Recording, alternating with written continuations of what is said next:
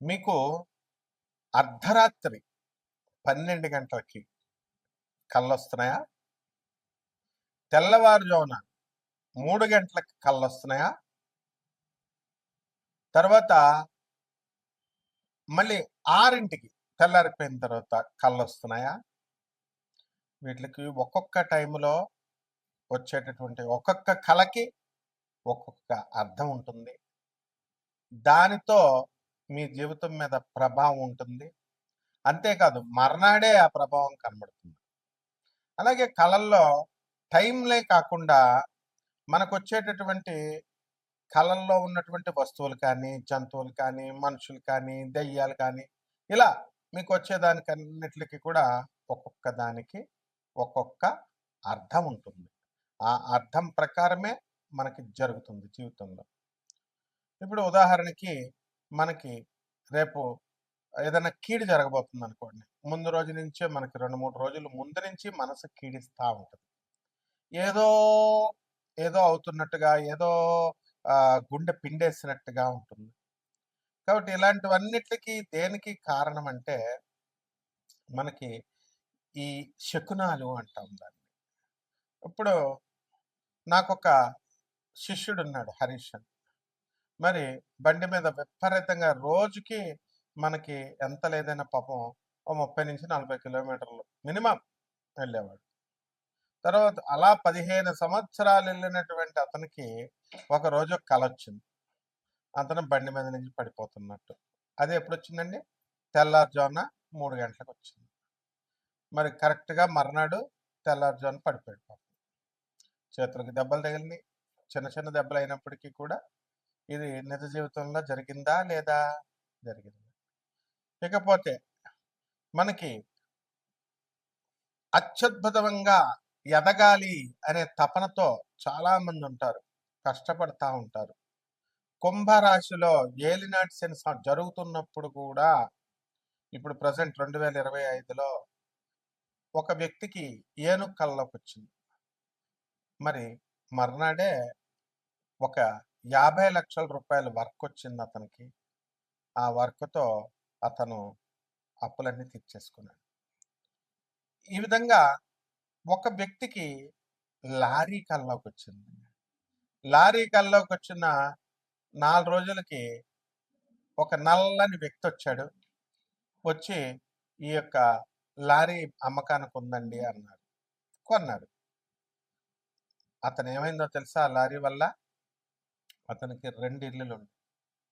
Lorry వ్యాపారం బానే ఉంటదని మనం పెట్టుకుంటాం కదా! లారీ వెళ్తుంది, వస్తుంది. రోజుకో ప్రాబ్లమ్ చెప్తున్నాడు లారీ క్లీనరు. రోజుకో ప్రాబ్లమ్ చెప్తున్నాడు డ్రైవరు. అటు బండి వదులుకోలేక, ఇటు వ్యాపారాన్ని ఆపుకోలేక ఏం చేశాడంటే అతను ఆ ఒక ఇల్లు నెమ్మదంగా అమ్మేసుకోవడం జరిగింది. కాబట్టి ఇవన్నీ కూడా అదృష్టం కానీ, లేకపోతే మనకొచ్చేటటువంటి దురదృష్టం కానీ, ఇవన్నీ కళల రూపంలో మనకి భగవంతుడు మనకి ప్రసాదిస్తాడు. తర్వాత చాలా మందికి పాములు కల్లోకొస్తుంటాయి. అంటే చాలా రకాల కల్లోకొస్తాయి. ఎక్కువగా వచ్చేటటువంటి వాటిలన్నిటిని కూడా ఒక కేటగరైజ్ చేసి చెప్తున్నాను. పాములు కల్లోకొస్తాయి. ఆ పాములు నేల మీద పాములు, నీటిలో పాములు ఇలా వస్తాయి కదా! ఇలా వచ్చినప్పుడు పాము మిమ్మల్ని పెద్దవాళ్ళు మన ఇంట్లో పెద్దవాళ్ళు చెప్తూ ఉంటారు. పాము కాటేయాలండి అని. కాటేస్తేనే మంచి కల. లేకపోతే పాము అనేటటువంటిది గాలి, దెయ్యము అని చెప్తూ ఉంటారు. పామొస్తే ఏమవుతుందో తెలుసా మీకు? చక్కగా ధనం, ధనం రాబోతుంది. నాగదేవత పాము. అందువలన గాలి, దెయ్యం అని పెద్దలు పాపం మామూలుగా చెప్తూ ఉంటారు. అలా కాకుండా మనం ఈ జ్యోతిష పరంగా మనం కనుక తీసుకున్నట్లయితే మనకు కొన్ని అర్థాలు ప్రత్యేకంగా ఈ పాముల కల్లోకొచ్చినప్పుడు, మనకి చేపల కల్లోకొచ్చినప్పుడు, నీటి జంతువుల కల్లోకొచ్చినప్పుడు, కప్ప, నీరు ఉన్నటువంటివన్నీ కూడా మనకి పైకి, పైకి తేలుతున్నట్టు కల్లోకొస్తున్నాయనుకోండి, మనం కష్టాల నుంచి బయటకొచ్చేస్తున్నట్లు లెక్క. అదృష్టం మనల్ని వరించబోతోంది అని అర్థం. ఎక్కువగా సామాన్యంగా అందరికి ఎవరి కల్లోకొస్తారు తెలుసా? యూత్ చదువుకునేటటువంటి పిల్లలకి మరి వాళ్ళకి పుస్తకాలు, పెన్నులు కల్లోకి రావాలి. కానీ ఈ మధ్య కాలంలో వాట్సాప్‌లు, ఫోన్‌లు కల్లోకొస్తున్నాయి. ప్రేమల్లో పేకలోతుల్లో దిగిపోయినటువంటి వాళ్ళుంటారు. వాళ్ళకి వాళ్ళ ప్రియుళ్ళు, ప్రియురాళ్ళు కల్లోకొస్తారు. ఇది సహజం ఇది. కానీ ఈ ప్రియులు, ప్రియురాళ్ళు కల్లోకొస్తే త్వరలోనే మనకి మన జీవితం భస్మం అయిపోతుందని అర్థం అనమాట. త్వరలోనే మనకి కెరీర్ పరంగా మనం దెబ్బతింటాం. ఆ తర్వాత మన భవిష్యత్తు దెబ్బతినేటటువంటి ఛాన్స్ ఉంది అని. ఎందువల్లనండి బాబు ఇదేంటండి మాకు ఆలే కల్లోకొస్తున్నారంటే, ఇప్పుడు డైరెక్ట్‌లీ ప్రపోర్షనల్ అని, ఇన్వర్స్‌లీ ప్రపోర్షనల్ అని మనం చెప్పుకుంటాం. ఆ! అందువలన ఈ ఇన్వర్స్‌లీ ప్రపోర్షనాలిటీలోకొచ్చేటటువంటి ఇదే ఈ యొక్క ప్రియులు, ప్రియురాళ్ళు ఇదంతా కూడా. మీరు నిజం చెప్పండి గుండెల మీద చెయ్యేసుకొని. ఎవ్వరన్నా పెళ్ళయిన తర్వాత గానీ, లేదా పెళ్ళికి ముందు ప్రేమ వ్యవహారాలు ఇప్పుడు పెళ్లి చేసుకునేవాళ్ళు కొంతమందికే సక్సెస్ అవుతాయనుకోండి. వీళ్ళెవ్వరైనా బాగుపడినోళ్ళున్నారా? పెళ్లి అయినోళ్ళు గూడా ఇప్పుడు కాపురాలు చేస్తున్నటువంటి వాళ్ళు కూడా ఏదో సమస్య చెప్తానే ఉంటారు. ఏదో అప్పుల బాధ అంటాడు. లేకపోతే భర్త ఆహ్, ఇంకా సంపాదించట్లేదనో, లేకపోతే భర్త తాగుతున్నాడనో రకరకాల సమస్యలొస్తాయి. వీళ్ళందరికీ విచిత్రం ఏమిటని తెలుసా మీకు? అందరూ అసహించుకునేటటువంటి చాలామంది ఇప్పుడు జనరేషన్ మారిందనుకోండి. కొంతమంది అసహించుకునే మందు బాటిల్ కల్లోకొస్తే మనకి త్వరలో డబ్బు రాబోతుందని అర్థం. ఇన్వర్స్‌లీ ప్రపోర్షనాలిటీ సూత్రం అది. సో ఈ విధంగా మనకి బంధువులు కల్లోకొస్తున్నారు కళకళలాడుతూ. పెళ్ళవుతున్నట్టు కల్లోకొస్తారు. పెళ్ళవుతున్నట్టు వస్తే చనిపోయినట్టు రావాలి, పెళ్ళొస్తున్నట్టు వస్తే మంచిది కాదు అని అంటారు. పెళ్లి కూతురు, కొత్త పెళ్లి కూతురు కల్లోకి రావాలి. నీకు నువ్వే కల్లోకొచ్చావనుకోండి, అబ్బా! అద్భుతం అనమాట. ఆ తర్వాత త్వరలో కుడి కన్ను కొట్టుకోవడం అనుంటుంది. మనకి తెల్లవారుజామున కూడా మనకి కళ్ళు కుడి కన్ను కొట్టుకోవడం ఇవన్నీ కూడా మనకు కొంతమందికి అనుభవంలోకొస్తాయి. ఇలా చాలా రకాలు. మర్రి చెట్టు, రావి చెట్టు, తర్వాత ఈ ఉమ్మెత్తు చెట్టు ఇవి కల్లోకి రావాలి. ఇవి కల్లోకొచ్చినప్పుడు మనకి ధనం రాబోతోంది అని అర్థం. అలాగే ఆమదం చెట్టు, ఆమదం నూనె రాసుకుంటున్నట్టు కనుక కల్లోకొస్తే త్వరలో మనకి జగడం, యుద్ధం జరగబోతోంది, శత్రునాశనం జరగబోతోంది అని అర్థం. గొడుగు కల్లోకొచ్చిందనుకోండి, మనము మన వంశీకులో మన దూరపు చుట్టాలు ఎవరో ఒకళ్ళు మన దగ్గర బంధువులు పైకెళ్ళిపోతున్నారని అర్థం. ఇక చెప్పులు కల్లోకొచ్చినాయి అనుకోండి, మనకి త్వరలో కష్టాలు పోతున్నాయి అని అర్థం. మనము బండరాయిని మనం కొడుతున్నట్టుగా కల్లోకొచ్చిందనుకోండి, త్వరలో డబ్బు రాబోతోంది అని అర్థం. క్లాస్ రూమ్ కల్లోకొచ్చిందనుకోండి, స్టూడెంట్స్‌కొస్తది ఎక్కువ. జ్వరం వస్తదనమాట. మర్నాడు ఇటువంటి స్టూడెంట్స్‌కి ఏమవుద్ది క్లాస్ రూము, క్లాస్ టీచరు ఇలాంటోళ్ళొస్తే జ్వరం వచ్చేస్తది మర్నాడు. కానీ వాళ్ళ యొక్క భవిష్యత్తు ఆ కాంపిటీటివ్ ఎగ్జామ్‌లో ఏదైతే రాస్తున్నారో అటువంటి వాళ్ళకందరికీ కూడా జాబ్ రాబోతోంది అని. కాబట్టి ఏరోప్లేన్ ఎక్కినట్టు కల్లోకొస్తే చాలామంది పెద్దలు మనోళ్ళు చెప్తారు ఇంక పైకెళ్ళిపోతున్నట్టే అని. కాదు. విదేశాలకు వెళ్ళిపోతున్నారు అని అర్థం. ట్రైన్ కల్లోకొచ్చిందనుకోండి మనకి త్వరలో మనం ఓ పొలం కొనబోతున్నాం అని అర్థం. ఏమిటయ్యా ఇవన్నీను అనంటే పూర్వీకులు సాంప్రదాయాలుంటాయి. ఆచార వ్యవహారాలని కొన్ని ఉంటాయన్నమాట. పెద్దవాళ్ళు ఏది చెప్తే మీ ఇంట్లో మీ అమ్మమ్మ, మీ తాతయ్య, మీ నాయనమ్మ, మీ తాతయ్య ఏది చెప్తే అది శాసనం. దీన్ని మించినటువంటి ఆచారము, వ్యవహారము ఏమి ఉండదనమాట. కాబట్టి చాలామంది ఇటువంటి కళలు మనకొచ్చినప్పుడు అందరూ కూడా "ఏవండి గురుగారు రెమెడీస్ ఏంటండి? రెమెడీస్ ఏంటండి?" అని అడుగుతా ఉంటారు.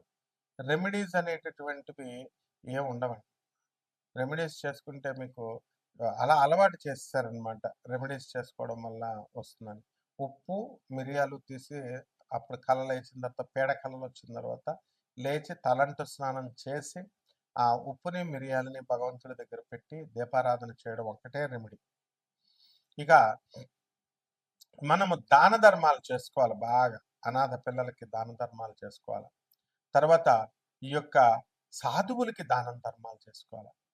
వికలాంగులకి దాన ధర్మాలు చేసుకోవాలి. పేదవారికి దానం ధర్మాలు చేసుకోవాలి.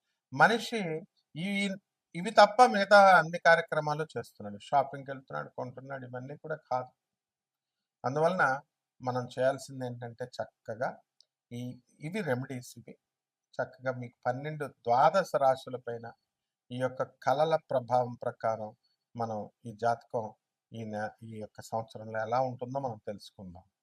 కన్యా రాశి. ఈ కన్యా రాశి వాళ్ళందరికీ కూడా కుండ కల్లోకి వచ్చిందనుకోండి ఇల్లు కొంటారు. ఇది కళల ప్రపంచం, రంగుల ప్రపంచం, రంగస్థలం. కళల మీదే నడుస్తుందన్నమాట బండంతా కూడా. కాబట్టి కన్యా రాశి వాళ్ళు భార్యాభర్తల మధ్య కొట్లాటలు జరుగుతూ ఉన్నాయి ఇప్పుడు ప్రస్తుతం. మీకు ఎవరైనా బయట వ్యక్తులు కొట్టుకుంటున్నట్టు కళ్ళలోకి వచ్చినా, కోడిపుంజు పంజాలు, మేకలు ఇవన్నీ కూడా అన్యోన్యంగా ఉండకుండా అవి కొట్టుకుంటున్నా మీ దాంపత్య జీవితంలో మీకు ఫైటింగ్లు జరుగుతున్నాయని అర్థం. అలాగే ఈ కన్యా రాశి వాళ్ళకి పనులన్నీ కూడా లేటుగా జరగడము అనేటటువంటిది ఈ నెలలో మీకు జరుగుతుంది. కాబట్టి మీ సంవత్సరం అంతా కూడా కొంచెం లేటుగా జరుగుతాయి. కాబట్టి కంగారు పడాల్సినటువంటి అవసరం లేదు. చెట్లు కల్లోకి వచ్చినాయి అనుకోండి, మీకు కష్టాలు ఎన్ని వచ్చినప్పటికీ కూడా వాటంతక అవే వెళ్ళిపోతాయని అర్థం. మీ చుట్టాలు వస్తున్నట్టు కల్లోకి వచ్చారనుకోండి, మీకు చక్కగా బియ్యం డబ్బా ఖాళీ అవుతుందని అర్థం. అంటే తప్పకుండా అధికమైనటువంటి ఖర్చు త్వరలో జరగబోతోంది అని అర్థం అనమాట. ఈ రకంగా మీకు కళల్లో మరి తేళ్లు కల్లోకి వచ్చినాయి అనుకోండి, ఎవరో మీ గురించి అబద్ధాలు చెప్పి మీకు మీ యాజమాన్యం మధ్యలో ఆఫీస్లో మీకు గొడవలు పెట్టినట్టుగా మీకు కళ్ళ ఇవన్నీ కూడా జరుగుతూ ఉంటాయి. అదేవిధంగా ఒక కన్యా రాశి వారందరికీ కూడా మనకి అక్టోబర్ 18 నుంచి డిసెంబర్ 5 వరకు చాలా అద్భుతమైనటువంటి లాభాలు అనేటటువంటివి జరగడానికి అవకాశాలు ఉన్నాయి. కాబట్టి విశేషంగా ఈ సమయంలో మీరు ఇల్లు కొనడం కానీ స్థలాలు కొనడం అన్నీ కూడా జరుగుతాయి. ఇంకా ఇవన్నీ కూడా సూచనలు మాత్రమే. మీరు వ్యక్తిగత జాతకం తెలుసుకోవడం కోసం డైరెక్ట్గా నాన్ కమర్షియల్ ఆస్పెక్ట్తో మేము చేస్తున్నాం కాబట్టి మీరు తప్పకుండా నాకు ఫోన్ చేసి మీ భవిష్యత్తును తెలుసుకోవచ్చు. అలాగే ఎవరైతే ఈ యొక్క పరిహారాలు కూడా మనం చేసుకోవాల్సినటువంటి అవసరం ఉంది. ఈ యొక్క కన్యా రాశి వారికి శని జపం చేయండి, శని స్తోత్రాలు చదవండి, శనికి కిలోంపావు నల్ల నువ్వుల్ని, నల్లని వస్త్రాన్ని పేద బ్రాహ్మణులకి మరి శనివారం నాడు ఉదయం 8 గంటలకి దానం చేసుకోండి. అలాగే దశమహావిద్యల్లో ఒకటైనటువంటి మహాకాళి అమ్మవారి యొక్క హోమాన్ని మీ ఇళ్లలో జరిపించుకోండి. అలాగే చక్కగా విదేశాలకు మీరు వెళ్ళిపోవడం అనేటటువంటిది జరుగుతుంది. ఒక దేశం నుంచి ఇంకో దేశానికి. ఆప్తులను కొందరిని నష్టపోవడానికి అవకాశాలు ఉంటాయి. దూరపు బంధువులు మరి మరణ వార్తలు వినడానికి అవకాశాలు ఉంటాయి. అండ్ విదేశాలకు ఖచ్చితంగా వెళ్తారు. ఈ విధంగా ఆ విదేశాల్లో ఉద్యోగాలు కావాలనుకునేటటువంటి వాళ్ళు, లేదా ఉప్పు చేపల వ్యాపారం నుంచి సముద్ర వ్యాపారాలకు అన్నిటికి ప్రొడక్ట్స్ అన్నీ కూడా చేయడం జరుగుతుంది. ఎవరైతే మనకి సీరియస్గా ఇంట్రెస్టెడ్ ఉన్నటువంటి వాళ్ళు, మీ జీవితాన్ని మార్చుకోవాలనుకునేటటువంటి వాళ్ళు డెఫినెట్గా మనకి ఫోన్ చేయాలి. అంతేగాని ఏదో సరదాగా మందు తాగుతూ సాయంత్రం 10 దాటిన తర్వాత క్రమశిక్షణ లేకుండా చేసేటటువంటి వాళ్ళు మాత్రము డెఫినెట్గా మీరు నాకు కాల్ చేయకూడదు. అసలు వాట్సాప్లో పెట్టకూడదు అనమాట. ఎందుకని పెట్టినట్లయితే నెంబర్ తీసి పడేస్తాను. అందులో డౌట్ లేదు, మొహమాటం లేదనమాట. ఆ తర్వాత ఇంక నిజంగానే పేదవాళ్ళకి ఎవరికి కూడా అందుబాటులో ఉండం అంతే. కాబట్టి ఇది పంతులు గారు చెప్పేటటువంటి జ్యోతిష శాస్త్రం కాదు. ఇది నాసా రిపోర్ట్స్ని బట్టి అనేకమైనటువంటి టెక్నికల్ ఫ్యాక్టర్స్ని చూసి దాన్ని మోడర్న్ సైన్స్ని, ఏన్షియంట్ ఆస్ట్రాలజీని బ్లెండ్ చేసి చెప్పాల్సినటువంటి శాస్త్రము. కాబట్టి దీనికైనా సరే మేము నాన్ కమర్షియల్ ఆస్పెక్ట్తో మేము చెప్పడం జరుగుతుంది. కాబట్టి ఈ రకంగా మీరంతా కూడా ఎవరైతే మేము మోసపోయామండి, మేము వేరే వేరే పెద్ద పెద్ద జ్యోతిష్కుల దగ్గర మేము డిఫరెంట్గా ఫేక్ ఆస్ట్రాలజర్స్, పెద్దవాళ్ళు ఎవరు ఉండరు, మనమే పెద్ద. ఆస్ట్రాలజీ ఫీల్డ్లో మా గురువు గారు మధుర కృష్ణమూర్తి శాస్త్రి గారు భారతదేశంలో కాదు వరల్డ్లోనే నెంబర్ 1 ఆస్ట్రాలజరు. ఆణిముత్యము భక్తులే ఆయనకి ఇల్లు కట్టించారు. అంత ధర్మాత్ముడు అనమాట. ఎవరు కూడా రాజమండ్రిలో ఎవరు కూడా డబ్బులు డిమాండ్ చేయడాలు, పీడించడాలు ఇలాంటివి మా గురువులకు చేత కాదు. అదే సాంప్రదాయంలో వస్తున్నాం కాబట్టి మేము కూడా అంతే అనమాట. సో సబ్జెక్ట్ పాయింట్ ఆఫ్ వ్యూలో world order number 1 astrologer Madhu Krishnamurthy Shastri garu మా గురువు గారు. కాబట్టి మీరంతా కూడా కొన్ని పద్ధతులు ఉంటాయి, ఆ పద్ధతుల్లో వెళ్ళండి, నేర్చుకోండి చక్కగా. ఇక ఈ కన్యా రాశి వారు చేసుకోవాల్సినటువంటి శని జపం చేసుకోండి, శని స్తోత్రాలు చదవండి, శని కిలోంపావు నల్ల నువ్వుల్ని, నల్లని వస్త్రాలు పేద బ్రాహ్మణులు శనివారం నాడు ఉదయం 8 గంటలకి దానం చేసుకోండి. దశమహావిద్యల్లో ఒకటైనటువంటి మహాకాళి అమ్మవారి యొక్క హోమాన్ని మీ ఇళ్లలో జరిపించుకోండి. అలాగే చక్కగా నలుపు రంగు వస్త్రాలను శనివారం నాడు ధరించండి. వాళ్ళు వద్దంటారు. ఫేక్ ఆస్ట్రాలజర్స్ అంతా రివర్స్ చెప్తారు. శనివారం నాడు మీరు తోటకూర దానం చేయండి. తోటకూర మీరు తినాలి. గోంగూర మీరు తినాలి. ఐరన్ డెఫిషియన్సీ వస్తే అది మీరు తింటే ఐరన్ డెఫిషియన్సీ పోద్ది. పంతులు గారికి దానం ఇస్తే మీకు ఎలా పోద్దమ్మా ఐరన్ డెఫిషియన్సీ? నువ్వులు మీరు తినాలి. నువ్వుల నూనె మీరు తాగాలి. బ్లాక్ డ్రెస్ వేసుకోవాలి. ఇప్పుడు బుధగ్రహం బాలేదనుకోండి, బుధుడికి పచ్చ షర్ట్ వేసుకోమంటాం. మరి బ్లాక్ షర్ట్ శనివారం నాడు ఎందుకు వేసుకోవద్దంటారు? అందువల్ల ఎమ్మెచ్యూర్డ్ వీళ్ళంతా కూడా చదువు సంధ్యలు లేనటువంటి వాళ్ళు చెప్పేటటువంటి చెత్త జ్యోతిష్యాలన్నమాట. కాబట్టి ప్రాక్టికల్‌గా వెళ్ళండి. జాగ్రత్తగా చేసుకోండి. మీకెప్పుడు కూడా మేము అందుబాటులో ఉంటాం. శుభమస్తు.